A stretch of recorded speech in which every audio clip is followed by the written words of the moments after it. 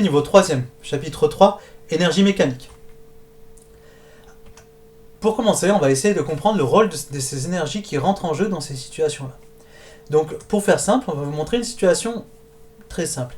Ici, vous voyez une personne qui marche, donc qui prend de la hauteur. Et ici, à côté, vous voyez un wagon issu d'une montagne russe qui, lui aussi, prend de la hauteur. Ces deux situations sont très similaires. Leur objectif est justement de prendre de la hauteur. Mais, pour cela, on a besoin d'une énergie. Donc, le wagon, dans cette montagne russe, les moteurs de ce wagon vont servir justement à monter dans ces rails-là et prendre de la hauteur.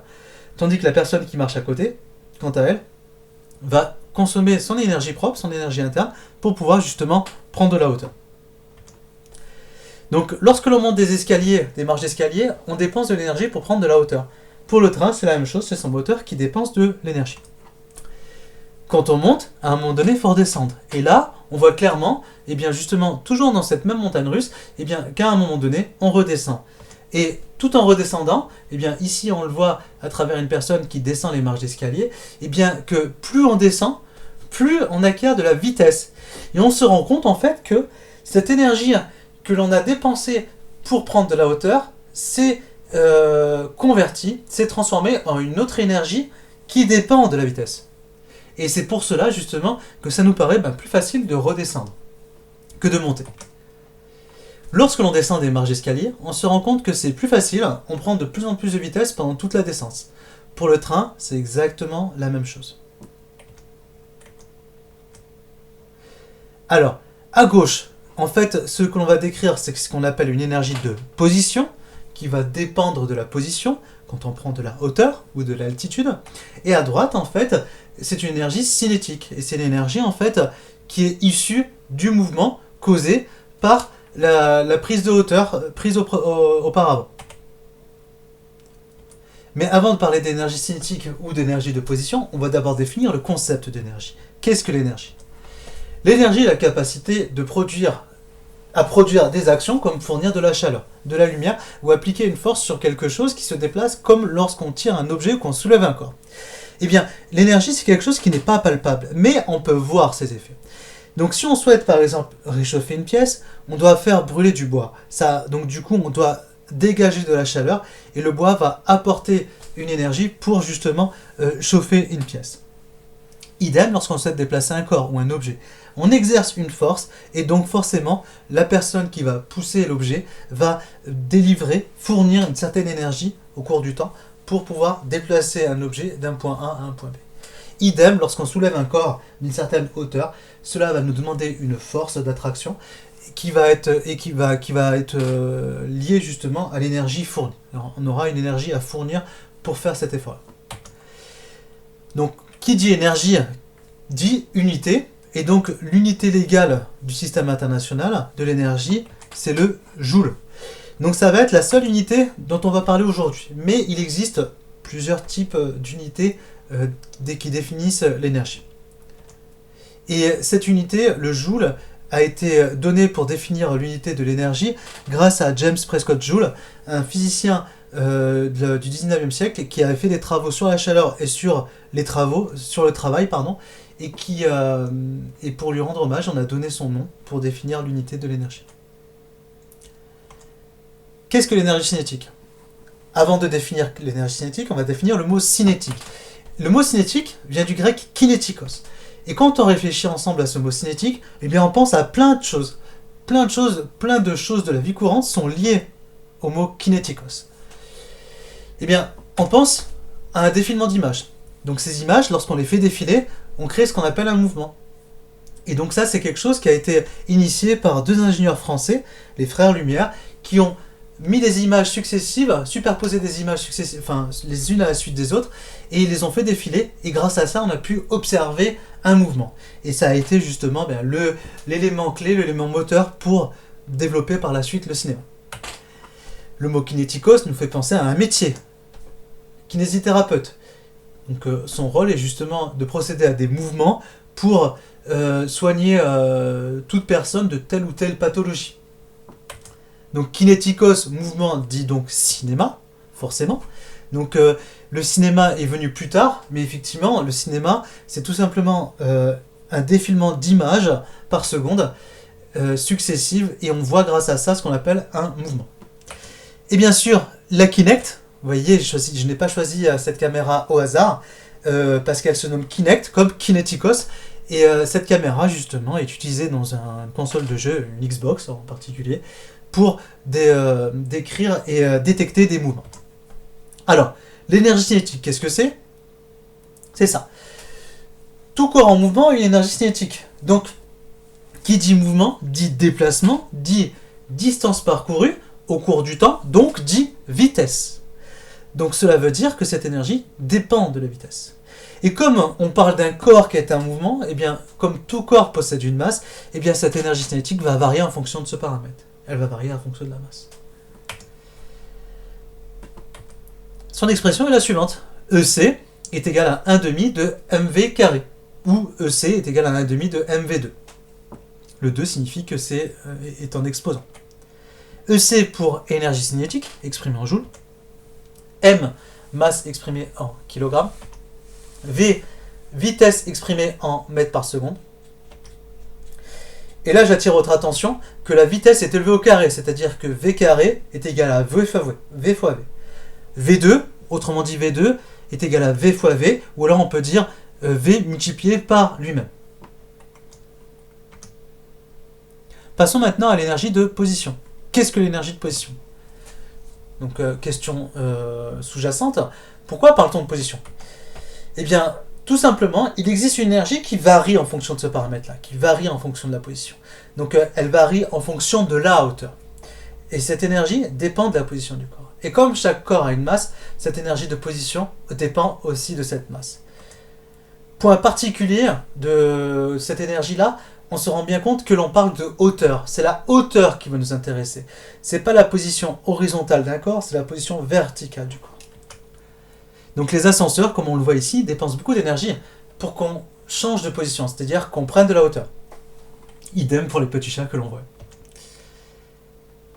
L'expression de l'énergie de position est la suivante. EP est égal à M fois G fois H.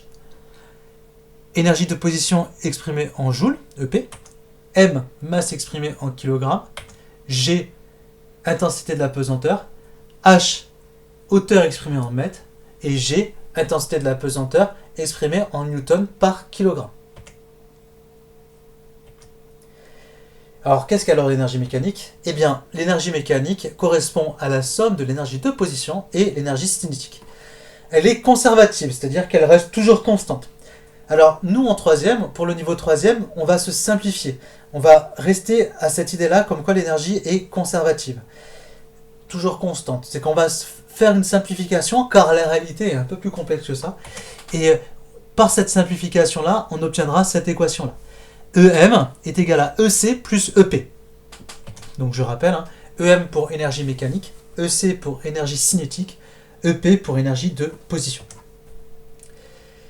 Nous, pour nous simplifier, comme on l'a dit juste avant que l'énergie mécanique était une énergie constante, eh bien on va prendre la constante la plus simple, c'est-à-dire 0. Et donc l'équation reviendrait à celle-ci. EC plus EP est égal à 0. Et donc, que signifie cette expression-là? Eh bien, on peut facilement dire que EC est égal à moins EP. Ces deux énergies s'opposent constamment. Et ça, c'est quelque chose que l'on a vu au tout début. Lorsqu'on a le wagon qui prenait de la hauteur et donc qui a accumulé de l'énergie de position, et bien ensuite, quand elle redescend, et bien elle se convertit en énergie cinétique et l'énergie de position diminue. Et ça, c'est quelque chose que l'on va voir tout de suite à travers une animation qui va illustrer les différents types d'énergie. Alors, ici, nous voyons le skater qui descend de sa rampe et qui remonte aussitôt de sa rampe. Et on remarque justement que ici, à côté, nous avons un graphique, un histogramme, où on voit plusieurs barres qui apparaissent, et je vais les écrire. Donc vous avez la première barre qui est ici, la barre totale, qui correspond pour nous à l'énergie mécanique, et on se rend bien compte qu'elle est constante, elle ne change pas, la hauteur est toujours fixe. Ici, vous voyez une barre qui est nulle, thermale, qui correspond en fait à l'énergie thermique.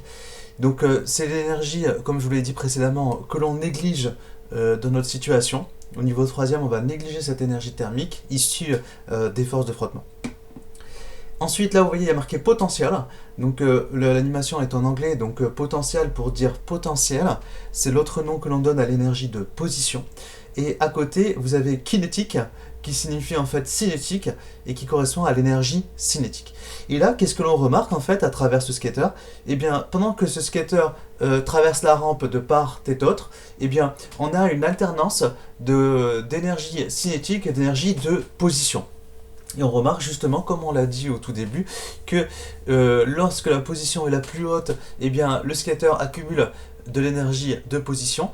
Et lorsque la position est la plus basse, eh bien, le skater accumule de l'énergie cinétique. Je vais vous montrer maintenant 3 points particuliers qui vont justifier ce que je viens de vous dire. Donc, à cet instant, là, on remarque en fait que ici, le skater est en haut de la rampe et son énergie de position est maximale ici. Comme on le voit, l'énergie de position est maximale. À ce niveau-là, on se rend bien compte que le skater se retourne, s'arrête et se retourne. Et comme il s'arrête, eh bien, sa vitesse tombe à 0 et donc il n'a plus d'énergie cinétique. C'est ce que l'on observe ici. La quantité d'énergie cinétique est minimale, est quasiment nulle. Lorsque je libère le skater, eh bien, on remarque que cette alternance d'énergie cinétique et d'énergie de position se poursuit. Donc, idem, de l'autre côté de la rampe, on a exactement la même chose. Donc, on remarque que la position du skater est une position en fait la plus haute. On le voit ici.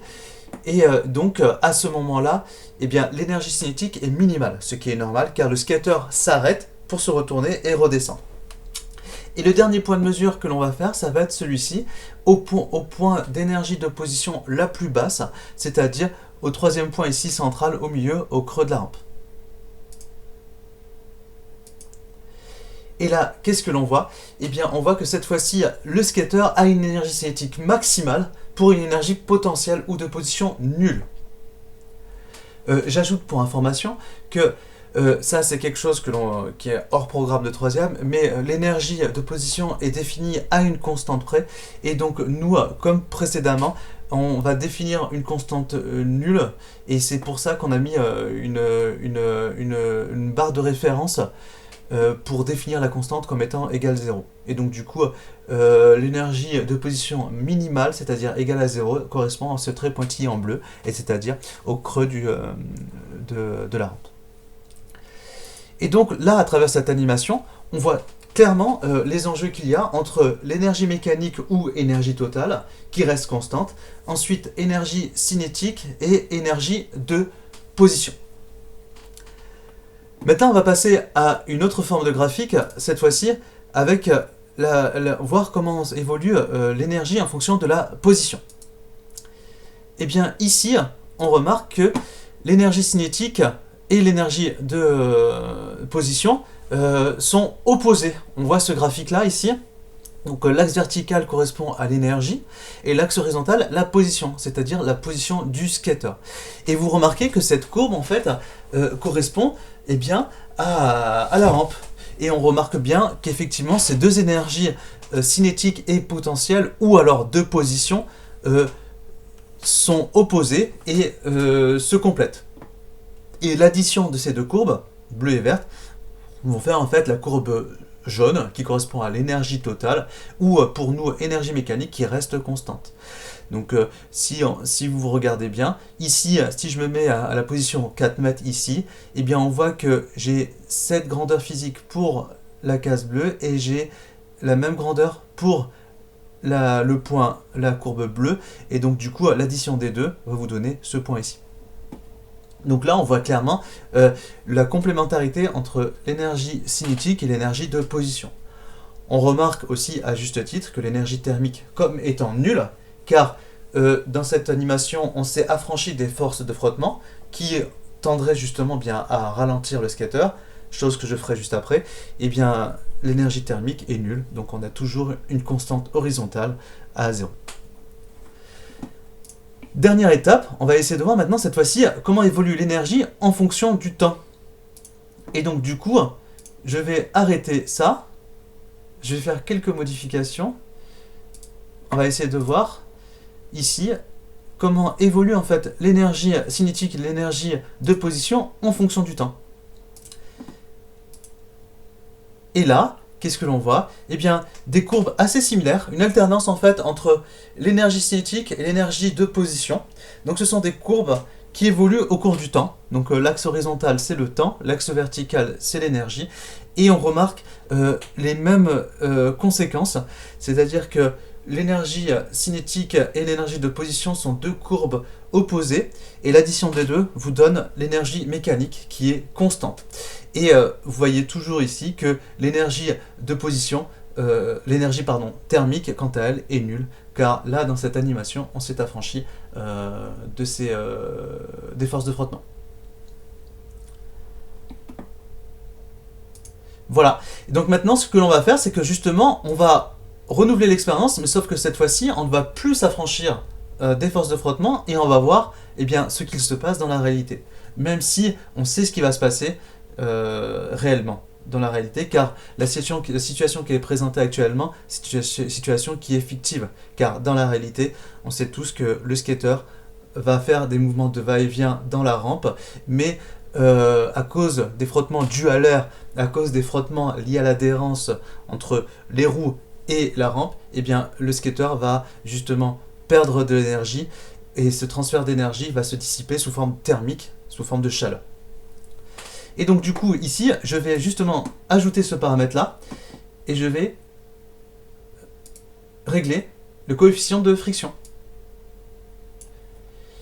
Et là, ici, qu'est-ce que l'on remarque? Eh bien, cette fois-ci, on remarque que les énergies cinétiques et de position se compensent l'une l'autre, mais toutes les deux diminuent parce que cette énergie, ces deux types d'énergie se dissipent en énergie thermique, et c'est pour ça que vous voyez un histogramme, la barre de l'énergie thermique augmenter, augmenter, augmenter, jusqu'à atteindre eh bien, la barre de l'énergie totale qui correspond à l'énergie mécanique.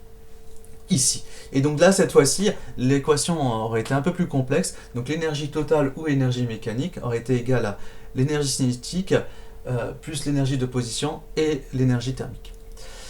Alors maintenant, ce que l'on va faire, c'est qu'on va regarder cette fois-ci avec l'évolution en fonction de la position.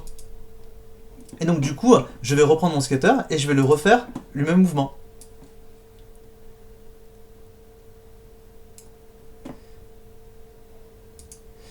Et donc là, on voit en fait clairement qu'au fur et à mesure, eh bien, les courbes que l'on avait eh bien, se réduisent au profit de l'énergie thermique qui, à chaque aller-retour, augmente pour atteindre l'énergie totale, qui correspond ici à l'énergie mécanique.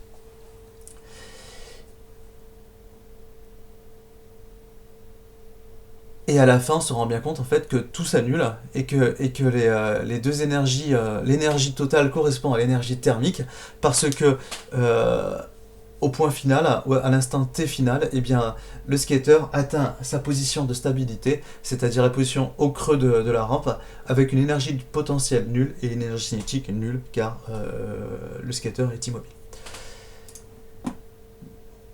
Dernier cas de figure maintenant, on va regarder ce qu'il se passe, les courbes d'énergie en fonction du temps. Et donc du coup, je vais procéder à quelques petits réglages et lancer l'animation. Et donc là, cette fois-ci, on voit l'évolution de l'énergie cinétique et de l'énergie de position au cours du temps. On se rend compte que c'est un phénomène qui est entretenu, périodique, mais qui tend à diminuer au cours du temps au profit de l'énergie thermique. On voit une énergie thermique qui augmente par palier au cours du temps. Et là, on se rend très bien compte qu'à un moment donné, lorsque les énergies cinétiques et les énergies de position seront nulles, eh bien le skater sera immobile au centre de la rampe, au creux de la rampe. Et on voit que bien à ce moment-là, eh bien l'énergie thermique, ou toute l'énergie s'est transformée en énergie thermique sous forme de chaleur, et qui correspond du coup bien à l'énergie totale.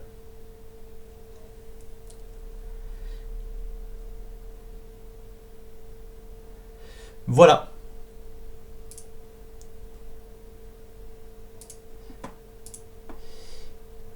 Et donc, on revient au diaporama. Donc, exercice d'application du cours maintenant. Donc, cette fois-ci, on va faire des calculs avec Chabal et une Twingo.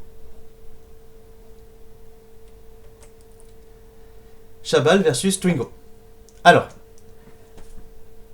pourquoi tant d'engouement autour de ce joueur dans un groupe de 30? Tout simplement parce qu'il sort vraiment du lot.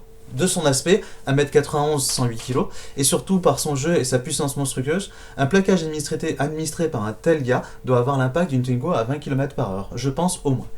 Donc, cet exercice, qu'est-ce qu'il va vous permettre de faire? Eh bien justement, c'est un exercice d'application directe du cours, où l'on va essayer de calculer l'énergie de position de Chabal et l'énergie cinétique de la Twingo. Et donc du coup, cet exercice a pour objectif de s'approprier les deux équations que l'on a vues précédemment.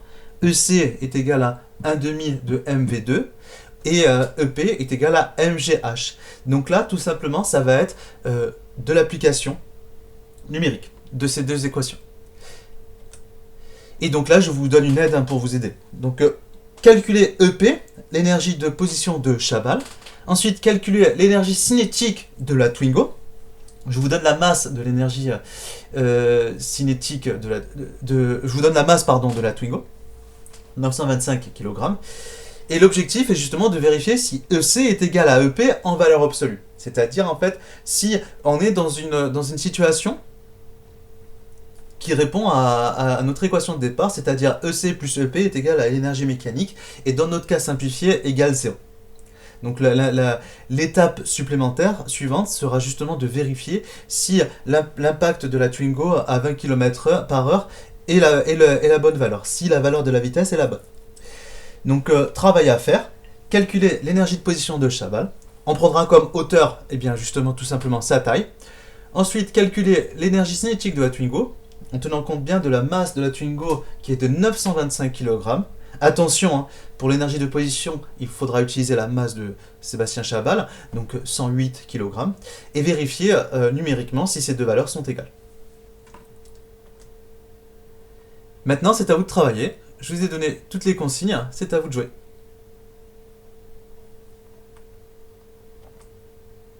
Et donc, ce cours sur l'énergie mécanique est terminé. Prochaine vidéo, ce sera le corrigé de l'exercice que je viens de vous présenter.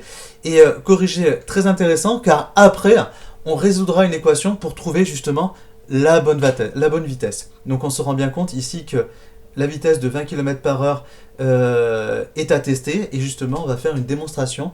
Dans le corrigé, je vous ferai la démonstration de l'équation pour déterminer réellement la vitesse correspondant à la situation proposée au départ.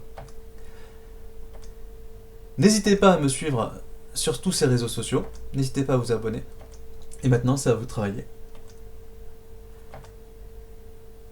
Au revoir.